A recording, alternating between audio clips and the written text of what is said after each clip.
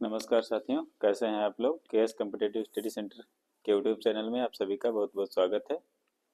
जैसा कि हम लोगों ने कल भारतीय संविधान में बहुत ही महत्वपूर्ण टॉपिक के अंतर्गत राष्ट्रपति से संबंधित विभिन्न मुद्दों पर चर्चा की थी और भारतीय संविधान में राष्ट्रपति को किन किन अनुच्छेदों के अंतर्गत समाहित किया गया, इन सब चीज़ों के बारे में हम लोगों ने विस्तार से पढ़ा था और वहाँ से उनके राष्ट्रपति के चयन अर्थात उनके जो मतदान की प्रक्रिया है वह कैसी है और राष्ट्रपति चुने जाने के लिए किसी व्यक्ति को कौन कौन सी योग्यताएं होनी चाहिए, क्या एज होनी चाहिए राष्ट्रपति का चुनाव लड़ने के लिए, कितनी बार कोई व्यक्ति भारत का राष्ट्रपति बन सकता है और अन्य विभिन्न बातें जो राष्ट्रपति से संबंधित थी उन पर हम लोगों ने बहुत ही विस्तार से चर्चा की थी कल वाले वीडियो में। आज उसी कड़ी में भारतीय राष्ट्रपति के कार्य और उनकी शक्तियां, जिनके विषय में हम लोगों ने कल चर्चा नहीं की थी, आज उन पर चर्चा करेंगे।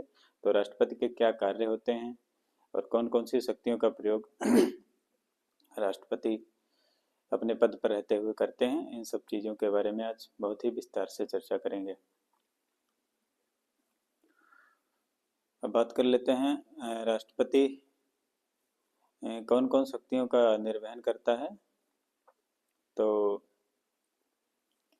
उसमें राष्ट्रपति जो है विभिन्न संवैधानिक पदों पर व्यक्तियों की नियुक्ति करते हैं, जैसे कि नियंत्रक महालेखा परीक्षक हो गया, राज्यपाल की नियुक्ति हो गई, सुप्रीम कोर्ट हाई कोर्ट के न्यायाधीशों की नियुक्ति हो गई और मंत्रिपरिषद की नियुक्ति हो गई तथा प्रधानमंत्री की नियुक्ति इत्यादि का कार्य जो है राष्ट्रपति महोदय के द्वारा ही किया जाता है।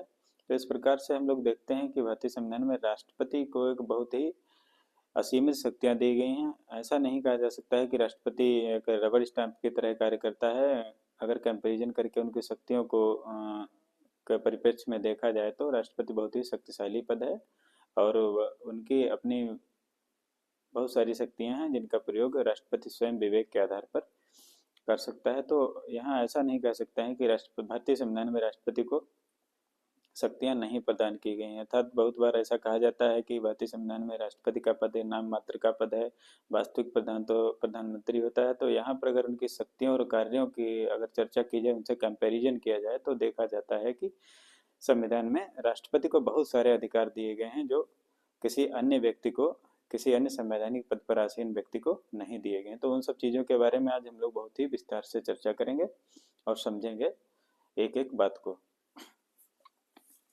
चलिए देखते हैं, आज हम लोग पढ़ेंगे भारतीय राष्ट्रपति, उनकी शक्तियां और उनके कार्य, कौन कौन से कार्य करते हैं, कौन कौन सी शक्तियां उनको प्रदान की गई हैं संविधान के तहत। तो सबसे पहले बात कर लेते हैं आर्टिकल 53 यानी कि अनुच्छेद 53 के तहत क्या व्यवस्था दी गई है।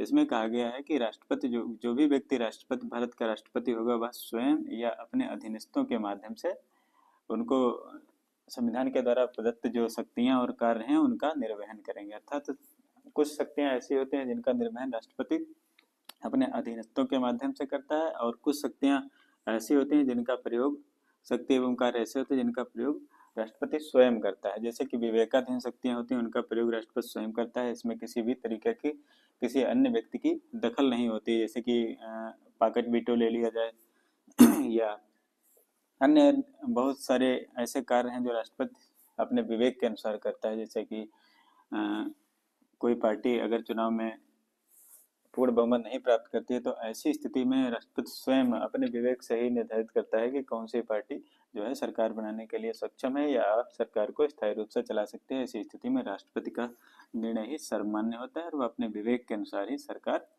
बनाने का आदेश देते हैं। तो यहाँ देखते हैं राष्ट्रपति की कार्यपालिका शक्ति के बारे में। तो कार्यपालिका शक्ति के अंतर्गत बहुत सारी शक्तियां दी गई हैं। इसमें नियुक्ति की शक्ति, राष्ट्रपति को नियुक्ति की शक्ति दी गई है जैसा कि मैंने अभी बताया आपको। तो इसमें नियुक्ति की शक्ति के अंतर्गत राष्ट्रपति विभिन्न पदों पर, संवैधानिक पदों पर आसीन व्यक्तियों की नियुक्ति राष्ट्रपति के माध्यम से की जाती है, अर्थात राष्ट्रपति उनकी नियुक्ति करते हैं। तो सबसे पहले बात कर लेते हैं प्रधानमंत्री की। तो प्रधानमंत्री की नियुक्ति कौन करता है? राष्ट्रपति महोदय के द्वारा की जाती है और प्रधानमंत्री की ही सलाह पर जो मंत्रिपरिषद होती है उसका गठन किया जाता है। अर्थात मंत्रिपरिषद की नियुक्ति कौन करता है? तो प्रधानमंत्री की सलाह पर राष्ट्रपति ही करते हैं।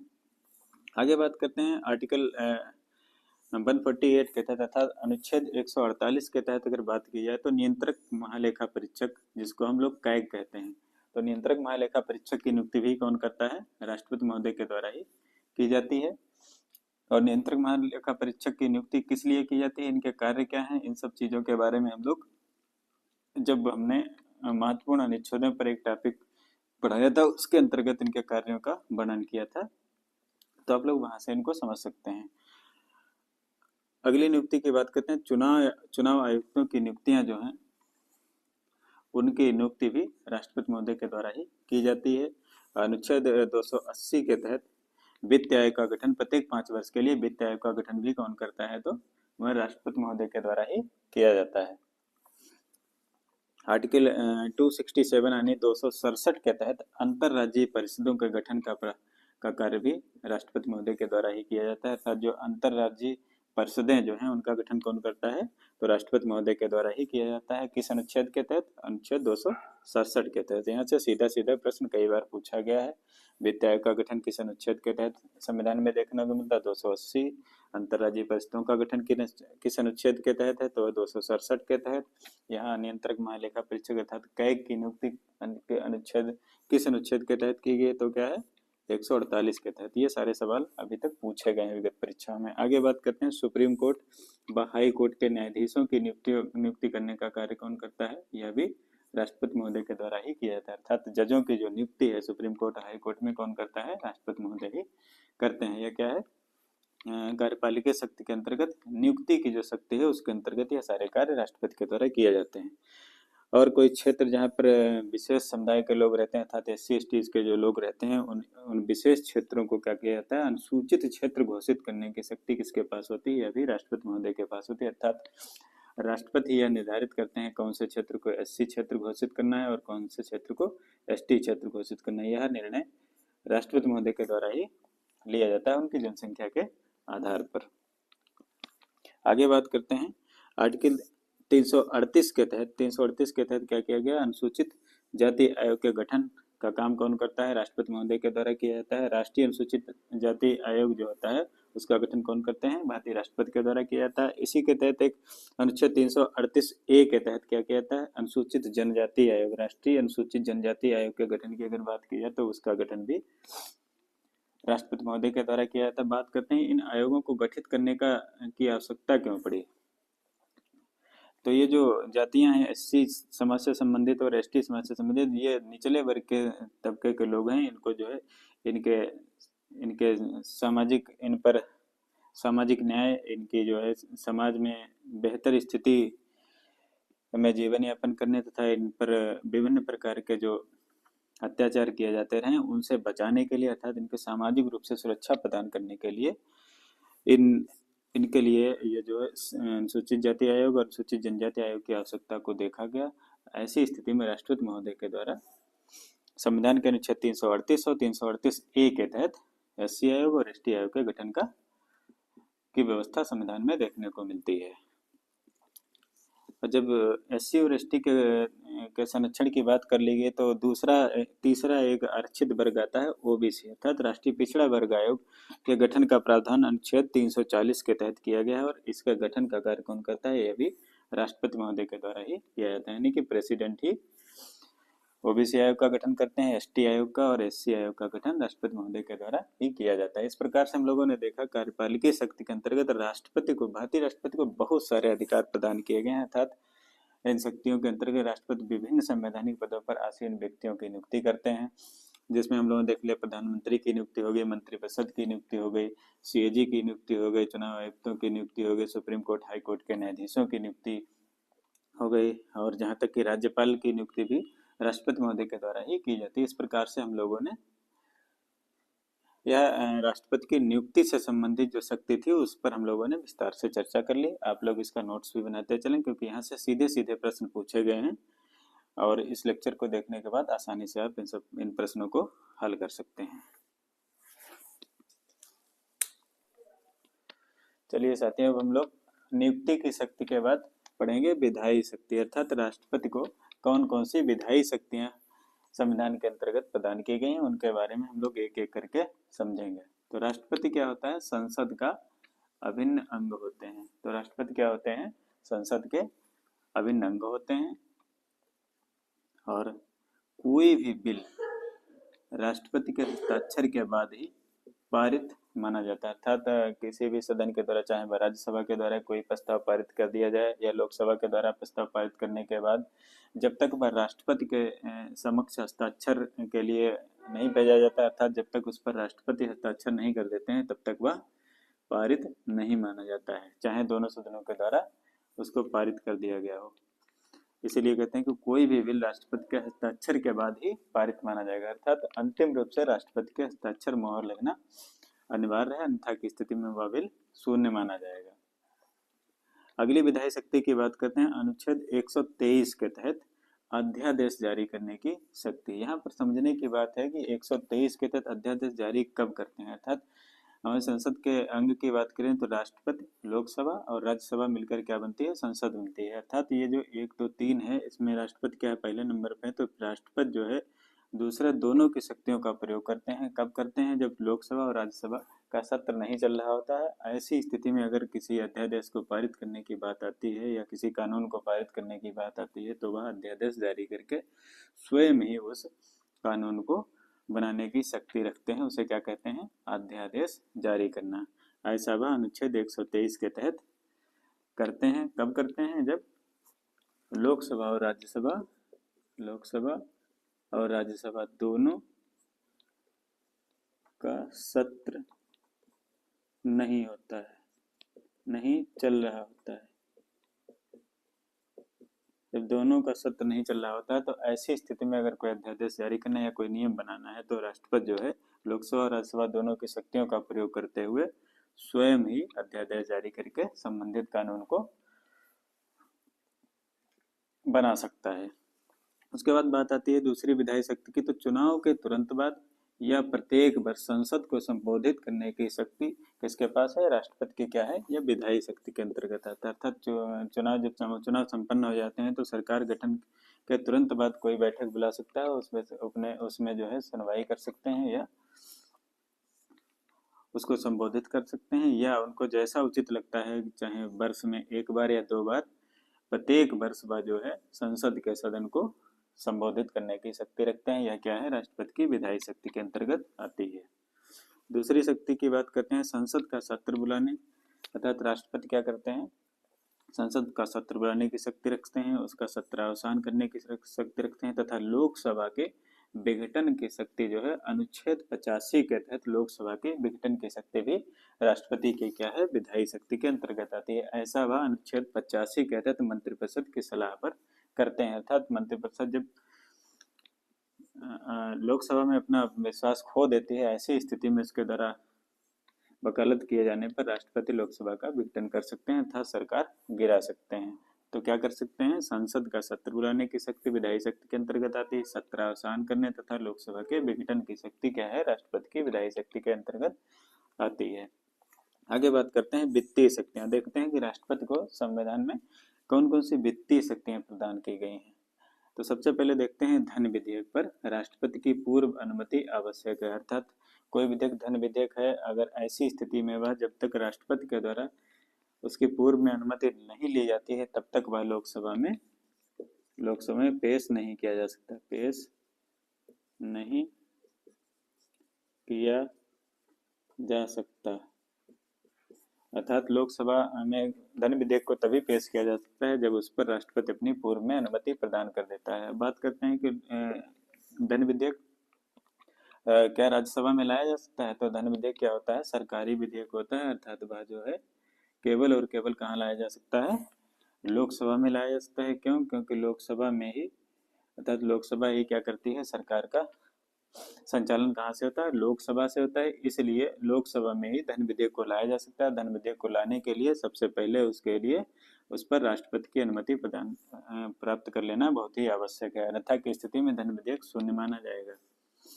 तो यहाँ से प्रश्न कई बार पूछा गया है, धन विधेयक पर राष्ट्रपति की पूर्व अनुमति की आवश्यकता होती है या नहीं। तो जब तक राष्ट्रपति की अनुमति नहीं होगी तब तक धन विधेयक पेश नहीं किया जा सकता। धन विधेयक केवल और केवल कहाँ पेश किया जाता है? लोकसभा में ही पेश किया जा सकता है। आगे बात करते हैं आकस्मिक निधि पर पूरी तरह से राष्ट्रपति का नियंत्रण होता है। अर्थात जो भारत की आकस्मिक निधि है उस पर जो आकस्मिक निधि के अंतर्गत जो खजाना है उस पर क्या होता है, पूरी तरीके से राष्ट्रपति का नियंत्रण है। अर्थात आकस्मिक निधि से किसी प्रकार का धन संचय तब तक नहीं किया जा सकता जब तक कि राष्ट्रपति उस पर अपनी अनुमति प्रदान नहीं कर देते हैं। ऐसी स्थिति में हम कह सकते हैं कि आकस्मिक निधि जो होती है पूरी तरीके से राष्ट्रपति के नियंत्रण में होती है। अर्थात यहाँ से धन निकासी के लिए सबसे पहले राष्ट्रपति की पूर्व अनुमति की आवश्यकता होती है। तो यह क्या है, राष्ट्रपति की वित्तीय शक्ति के अंतर्गत आती है। अगली बात वित्तीय शक्ति की बात है, प्रत्येक वर्ष राष्ट्रपति क्या करते हैं, अनुच्छेद 112 के तहत वार्षिक वित्तीय विवरण पेश कराने की शक्ति किसके पास है, राष्ट्रपति महोदय के पास है। अर्थात जिसको बजट कह सकते हैं आम भाषा में, लेकिन संविधान में बजट शब्द का कहीं भी उल्लेख नहीं किया गया है। वहां पर क्या कहा गया है, वार्षिक वित्तीय विवरण या वार्षिक लेन देन का विवरण, उसको अनुच्छेद 112 के तहत पेश कराने का कार्य कौन करते हैं, राष्ट्रपति महोदय कर सकते हैं। और यह क्या है, राष्ट्रपति महोदय की वित्तीय शक्ति के अंतर्गत आता है। इस प्रकार से हम लोगों ने देख लिया वित्तीय शक्तियां कौन कौन सी हैं। तो धन विधेयक पर पूर्व अनुमति प्रदान करते हैं राष्ट्रपति, तभी वह लोकसभा में पेश किया जा सकता है। और आकस्मिक निधि पर पूरी तरीके से राष्ट्रपति का नियंत्रण होता है। प्रत्येक वर्ष अनुच्छेद 112 के तहत वार्षिक वित्तीय विवरण पेश कराने की शक्ति राष्ट्रपति महोदय की वित्तीय शक्ति के अंतर्गत आती है। अब आगे बात करते हैं न्यायिक शक्ति की। तो राष्ट्रपति को कौन कौन सी न्यायिक शक्तियां प्रदान की गई हैं संविधान के तहत, उनको हम लोग एक एक करके देखेंगे। सबसे पहले अनुच्छेद 72 अर्थात अनुच्छेद 72 के तहत क्षमा दान की शक्ति राष्ट्रपति महोदय को प्रदान की गई। यह अनुच्छेद बहुत ही परीक्षा की दृष्टि से बहुत ही महत्वपूर्ण है, क्योंकि यहाँ से कई बार प्रश्न पूछा गया है कि राष्ट्रपति को किस अनुच्छेद के तहत क्षमा दान की शक्ति प्रदान की गई है। तो वो कौन सा है, अनुच्छेद 72 अर्थात अनुच्छेद 72 के तहत क्षमा दान की शक्ति प्रदान की गई। अब यहाँ बात करते हैं कौन कौन से प्रकार की सजाएं ये माफ कर सकते हैं। तो ये चाहे राज्य स्तर का कोई अपराधी हो या राष्ट्रीय स्तर का कोई कैदी हो, अगर वह अपनी सजा को माफ कराने के लिए राष्ट्रपति महोदय के समक्ष अनुच्छेद 72 के तहत क्षमा दान के लिए आवेदन करता है, तो ऐसी स्थिति में राष्ट्रपति जो है उसकी सजा को देखते हुए, उसके कार्य व्यवहार को देखते हुए उसकी सजा को क्या कर सकते हैं, कम कर सकते हैं, या उसका निलंबन कर सकते हैं, या कठोर कारावास को साधारण कारावास में बदल सकते हैं, और यहाँ तक कि विशेष परिस्थिति में वह मृत्युदंड की सजा को भी माफ कर सकते हैं। मृत्युदंड भी माफ कर सकते हैं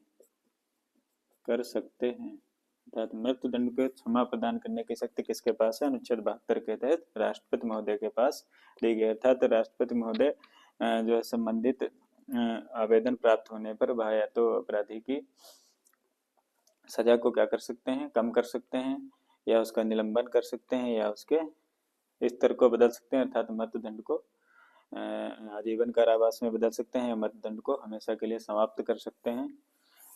इस प्रकार से ये क्या है, इनकी क्षमादान की शक्ति है। आगे देखते हैं अनुच्छेद 143 यानी आर्टिकल 143 के तहत सुप्रीम कोर्ट से विधिक सलाह लेने की शक्ति क्या है, राष्ट्रपति की न्यायिक शक्ति के अंतर्गत आती है। अर्थात किसी विधिक मुद्दे पर या किसी कानूनी मुद्दे पर अगर कोई आवश्यकता पड़ती है तो राष्ट्रपति महोदय सुप्रीम कोर्ट से संबंधित विधिक सलाह ले सकते हैं। परंतु यहाँ पर शर्त यह रखी गई है कि राष्ट्रपति अगर चाहे तो सुप्रीम कोर्ट की सलाह को मान सकते हैं, और नहीं चाहे तो वह नहीं भी मान सकते हैं। अर्थात सुप्रीम कोर्ट के द्वारा दी गई सलाह को मानने के लिए राष्ट्रपति बाध्य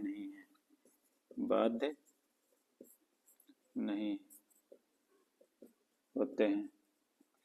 अर्थात विधिक सलाह तो ले सकते हैं, लेकिन उस सलाह को मानने के लिए राष्ट्रपति महोदय को बाध्य नहीं किया जा सकता है।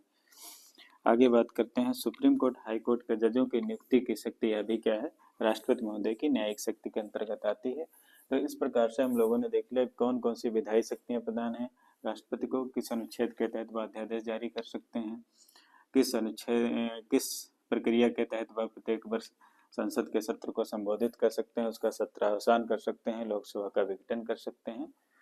और वित्तीय शक्ति के अंतर्गत क्या होता है, धन विधेयक पर पूर्व अनुमति की आवश्यकता होती है। राष्ट्रपति के नियंत्रण में संचित निधि जो होती है पूरी तरीके से उस पर राष्ट्रपति महोदय का नियंत्रण होता है, अर्थात पूर्व अनुमति के बिना उसमें से कोई किसी प्रकार का धन निकासी नहीं की जा सकती है। इस प्रकार से हम लोगों ने राष्ट्रपति महोदय की विधायी शक्ति, वित्तीय शक्ति और न्यायिक शक्तियों के बारे में विस्तार से बहुत ही सरल शब्दों में समझ लिया। आप इसका स्क्रीनशॉट ले लें और इसका नोट्स बनाते चलें। यहाँ से जितने भी सवाल अभी तक विभिन्न परीक्षाओं में राष्ट्रपति की शक्ति और कार्य से पूछे गए हैं वह सब इसी लेक्चर में समाहित हैं। आप आसानी से आने वाली परीक्षाओं में यहाँ से पूछे जाने वाले सवालों को बहुत ही आसानी से हल कर पाएंगे।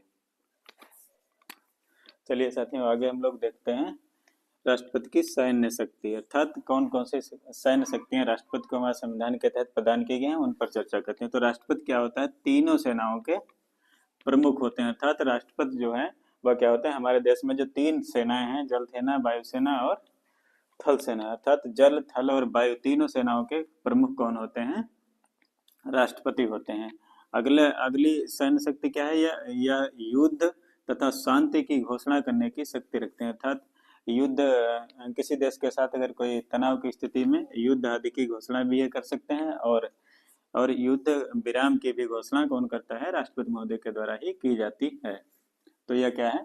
राष्ट्रपति की सैन्य शक्ति के अंतर्गत आता है। क्या है? राष्ट्रपति तीनों सेनाओं के प्रमुख होते हैं और किसी देश के साथ युद्ध की स्थिति में युद्ध की घोषणा कर सकते हैं, और शांति स्थापित करने है तो शांति की युद्ध विराम अर्थात शांति की घोषणा भी राष्ट्रपति महोदय के द्वारा ही की जाती है, और यह उनकी क्या है? सैन्य शक्ति के अंतर्गत आता है।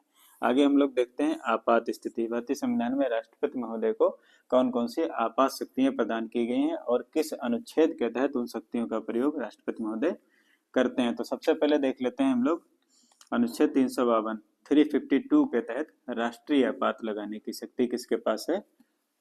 राष्ट्रपति महोदय के पास है। और यह कब लगाया जाता है? तो इसको लगाने के लिए सबसे पहले क्या होना चाहिए?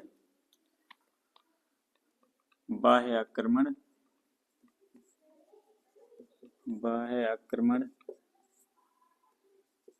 व सशस्त्र विद्रोह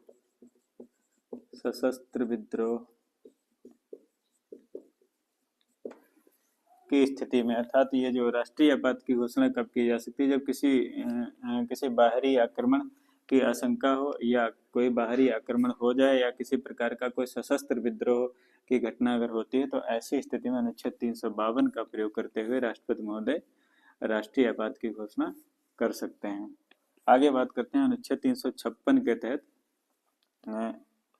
तहत राज्यों में संवैधानिक तंत्र के विफल होने पर संबंधित राज्य में राष्ट्रपति शासन लगाने की शक्ति किसके पास होती है? राष्ट्रपति महोदय के पास होती है। अर्थात अनुच्छेद 356 का प्रयोग करते हुए अगर संबंधित राज्य के राज्यपाल के द्वारा या मंत्रिपरिषद के द्वारा वकालत की जाती है कि राज्य में जो है राज्य की शासन व्यवस्था जो है संवैधानिक प्रक्रिया के अंतर्गत नहीं चल पा रही, अर्थात वहाँ का संवैधानिक तंत्र क्या है? विफल हो गया है। तो ऐसी स्थिति में राज्यपाल की रिपोर्ट पर राष्ट्रपति महोदय अनुच्छेद 356 का प्रयोग करते हुए संबंधित राज्य में राष्ट्रपति शासन लगा सकते हैं। ऐसी स्थिति में उस राज्य के शासन और प्रशासन की व्यवस्था राज्यपाल के माध्यम से राष्ट्रपति महोदय के द्वारा देखी जाती है। अर्थात राष्ट्रपति के प्रतिनिधि के रूप में राज्यपाल के द्वारा उस संबंधित राज्य की शासन व्यवस्था को चलाया जाता है। उसे क्या कहते हैं? राष्ट्रपति शासन कहते हैं। वो लगाया कब जाता है? 356 के तहत लगाया जाता है, संवैधानिक तंत्र के विफल होने की स्थिति में। आगे बात करते हैं अनुच्छेद 360 की। इसके अंतर्गत क्या है? वित्तीय आपात की शक्ति राष्ट्रपति महोदय को प्रदान की गई है। लेकिन यह भारतीय परिप्रेक्ष्य में अगर देखा जाएगी तो हमारे देश का यह सौभाग्य है कि वित्तीय आपात की स्थिति अभी तक हमारे देश में नहीं उत्पन्न हुई है। यह क्या है? एक बहुत ही अच्छी बात है कि भारत जो है वित्तीय रूप से बहुत ही सशक्त है। वह अपने सभी वित्तीय कार्यों को जो है बिना किसी रुकावट के आसानी से अभी तक करता चला रहा है। अर्थात भारत की अर्थव्यवस्था जो है काफी सशक्त और मजबूत अर्थव्यवस्था है। वहाँ पर वित्तीय आपात जैसी कोई भी स्थिति देखने को नहीं मिलती। इस प्रकार अनुच्छेद 360 का अभी तक भारतीय परिप्रेक्ष्य में कोई प्रयोग नहीं किया गया है। तो ये हम लोगों ने देखा कि आपात शक्ति के अंतर्गत राष्ट्रपति को अनुच्छेद 352, 356, 360 के तहत काफी सारे अधिकार दिए गए हैं, जिनका प्रयोग वह समय समय पर करते हैं। आगे देखते हैं वीटो शक्ति की बात करते हैं। तो यह क्या है? अनुच्छेद 111 के तहत वीटो की शक्ति राष्ट्रपति महोदय को प्रदान की गई है। इसे क्या कहते हैं? पॉकेट वीटो के नाम से भी जाना जाता है। इसके अंतर्गत राष्ट्रपति जब किसी भी सदन यानी कि लोकसभा या राज्यसभा के द्वारा कोई विधेयक पारित करने के बाद राष्ट्रपति महोदय के समक्ष फाइनल उनके परमिशन के लिए जाता है, अर्थात उनकी अनुमति के लिए भेजा जाता है। तो ऐसी स्थिति में राष्ट्रपति, अगर राष्ट्रपति को उचित लगता है तो उस विधेयक पर अपनी अनुमति प्रदान करते हैं या उस विधेयक को पुनर्विचार हेतु वापस कर देते हैं।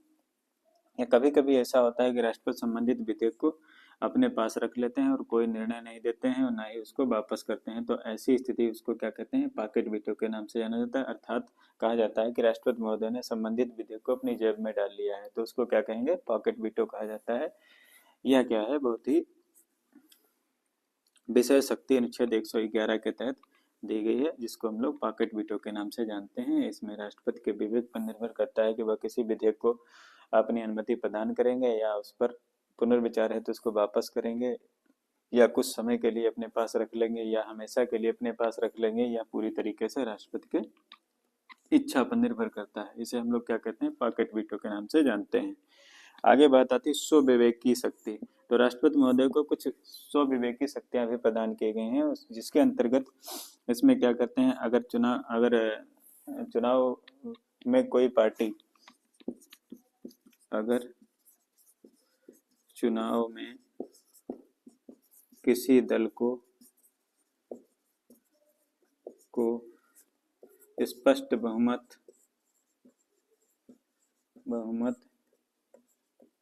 नहीं मिलता है तो वह अपने विवेक से जिस पार्टी को चाहे सरकार